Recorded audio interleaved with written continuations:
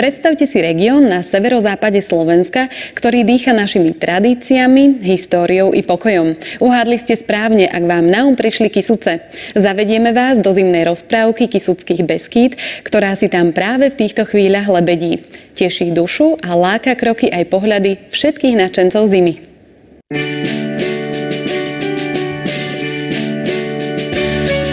Zimná krajina vyzerá, ako by ju prikryli nafúčané duchny od starej mamy. Vrcholy stromov sa bielým popraškom začali k sebe ako si viac túliť. Nuž, ak by túto zimnú rozprávku uvidel majster slova, iste by napísal aspoň 100 krásne hrajúcich slov. Skladateľ by možno zložil famóznu symfóniu. Ale tušíte, čo sa mohlo stať, keď takúto krásu zbadal rodený Kysučan?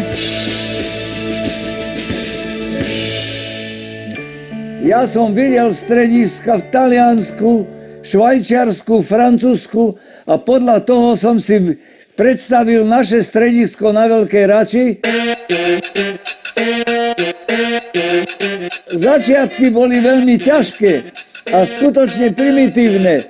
Z Tatrovky nám dodali americký sústruh, navijak sa zrobil, pripli sa kotvičky a jeden lyžiar to stiahol dole a 9 vytiahli hore. Mali sme len také dúšky, to neboli lyže. Až potom neskôršie boli. Ja nie, že viem lyžovať, ale výborne lyžovať. Ja som trénerom a učiteľom lyžovania. Takýto vzácny sprievodca by sa nám do partie hodil. Chceme sa vyviezť na Lalíky. Odtiaľ sa môžete buď spustiť dolu na lyžiach, alebo, a to nás láka o čosi viac, potrápiť svoju kondíciu. Lanovka sa tu totiž končí, neprekáža nám to. Veľkú Raču, najvyšší vrchol Kysuckých Beskýd, predsa nemôžeme vynechať. Chystám sa, aj teraz som chcel ísť na Silvestra, ale boli veľké záveje, tak som si netrúfal. Ináč ma drží zdravý som všetko, lenže už viete. Celková stabilita. Nakoniec s nami pán Toman pre nepriazeň počasia hore nevystúpil. I keď to teraz nevyšlo, s 9 krížikmi na chrbte stále aktívne lyžuje. Ahoj! Hovorí sa, že Kysuce majú dušu.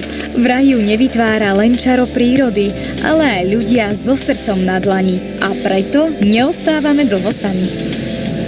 Tak vám chcem predstaviť dneskajšiu posadku. Toto je naša Anabelka, súčka aliašského malamuta. Toto je Spajky. Majú obidvaja po 10 rokov. Dúfajme, že dneska na výstup budú v dobrej kondícii.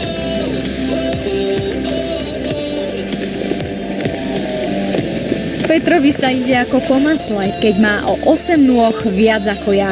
Už po prvom kilometri začínam zaostávať. Nie je to celkom tak, ako sa na prvý pohľad zdá. Tie psi ma vlastne nutia ísť rýchle a o to musí mať lepšiu kondíciu a o to rýchlejšie musí ísť. Reagujú na povely eskimacké, doľava, doprava, choď a stoj. A je to ho, G, go a ho. Práve ho počujeme z Petrových úst za celú cestu len raz. Vtedy, keď už nemôžeme ísť niekam vyššie. Prichádzame práve na vrchol Veľkej Rače vo výške 1236 metrov. Fújavica obrovská, sme celí zamrznutí. Nachádzame sa momentálne na hranici Poľska a Slovenska. Psíky sú unavené, radi si oddychnú a vidím na nich teda, že majú toho dosť. Ale aj my máme toho dosť, sa mi zdá. Peter má úplnú pravdu. Z najvyššieho vrcholu Kysuckých Beskýd sa rýchlo zošuchneme späť do najväčšieho lyžiarskeho strediska na Kysuciach. Na 14 kilometroch z jazdoviek si zimu užijú dosýta nielen pokročilí lyžiari. Máme tento rok kopec akcií, ktoré sú pripravené práve pre detičky. Mackoráčko je náš maskot, máme ďalšieho maskota a to je jeho kamarátka Marguška, ktoré je pomenované po jednej z dolín, ktoré tu máme, nakoľko máme 3 prepojené doliny a to je Dedovka, Lalíky a Marguška. Tento rok sme vynovili detskú lyžiarskú škôlku. Keďže si berieme príklad z Petry Vlhovej, tak chceme viesť deti už od 4 rokov približne k tomu, aby lyžovali a venovali sa športu a nie len rekreačne. Deti v súťaži o pohár Macka Račka lámu rekordy. Zdá sa, že tu pod Veľkou Račou sa s nimi roztrhlo vrece. Toto je prosím pekne najvyššie položená latrína na Kysuciach, vraj aj pre fajnových hostí.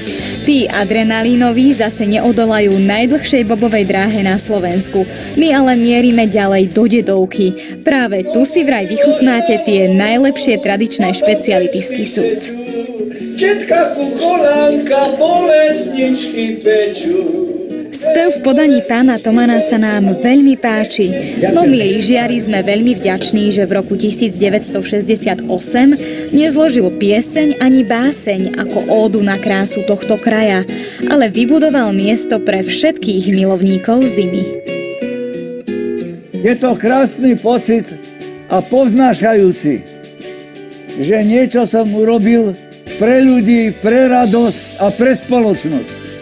Možno povedať, že zima to je to najkrajšie, čo je tu na. Veru tak, keď pani zima vyoblieka Kysucké Beskydy do biela, vyzerá to, ako by sa celé pohorie chystalo na nejakú veľkú parádu. Na parádnu lyžovačku samozrejme, snáď aj na ďalších minimálne 50 rokov.